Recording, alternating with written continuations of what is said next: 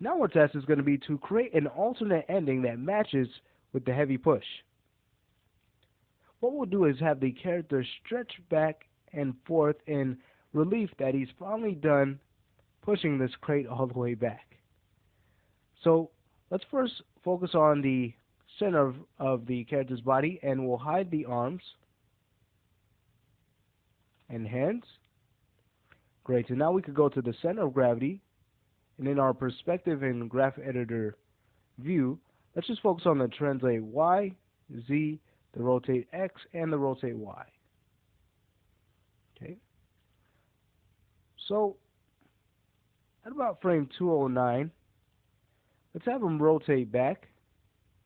Okay.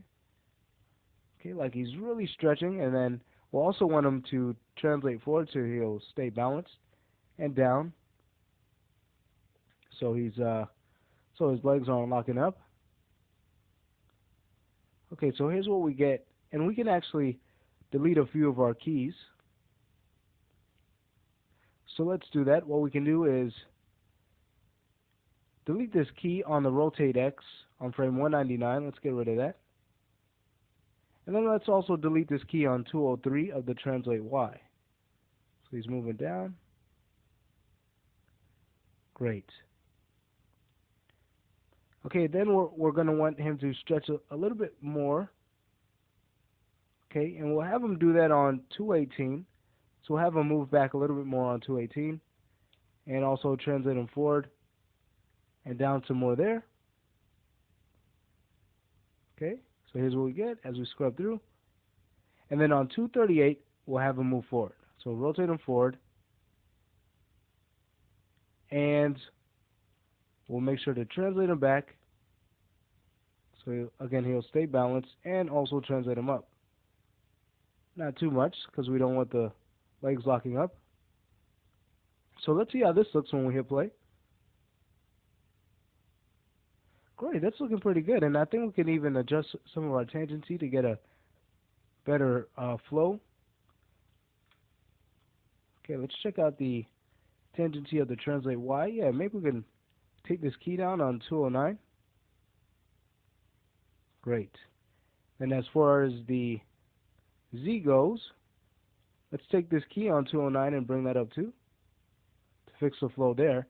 Now with the rotate Y, we could go there now. And what we're going to have him do is, as he's moving back on 209,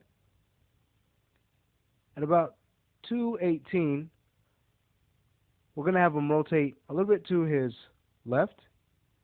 And then at 238, we're going to have him rotate more face towards us, just slightly. So at the end, he's going to be looking more towards us. And then we're going to adjust this key on frame 209. So here's what we get now. If we go ahead and show our curves, come out of curve mode. We just hit F8. Actually went into curve mode there, but that's fine. Now we could just hide our curves and hit play to check out how our animation's looking now. So he stretches back and then moves forward. Great.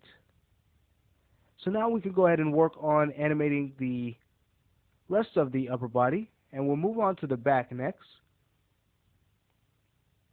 Okay, so we'll go to our perspective view and go to the rotate X here of the back. Okay, that's all we really need to focus on. And also on frame 209, let's have them rotate a little bit more back there. Okay, and just as the character's coming up, we'll have some little bit of follow through in the back as he's coming back. So on 227, let's bring him back a little bit more. And then on 238, let's rotate him more forward. Okay, like that. Great.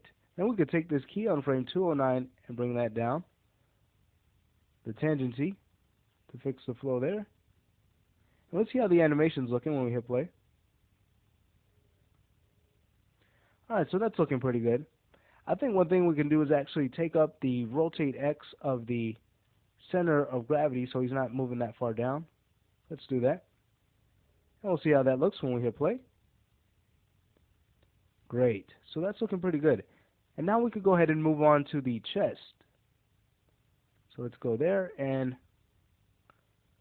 for the chest, what we can do is take these keys on 209 and let's delay them some so that they are now lying on 211.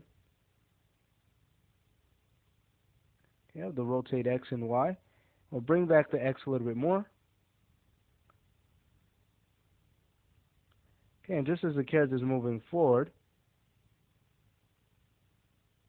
on about frame 228, we'll go to the rotate X and have them move back a little bit more, and then forward on 238. Great.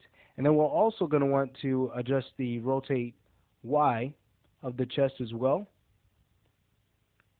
So on frame 228, we could just go there, rotate him slightly to his left, and then on 238, a little bit more to the right.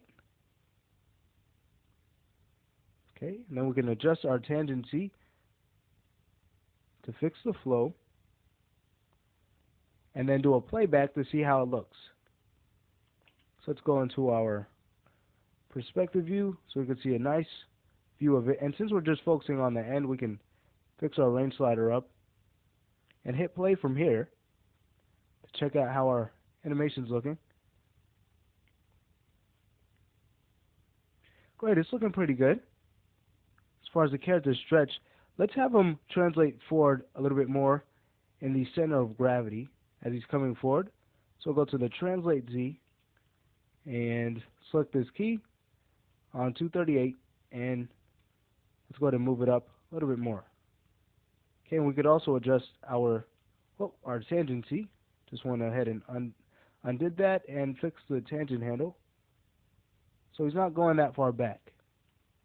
Okay, so when we hide our curves again, start back and hit play, here's what we get.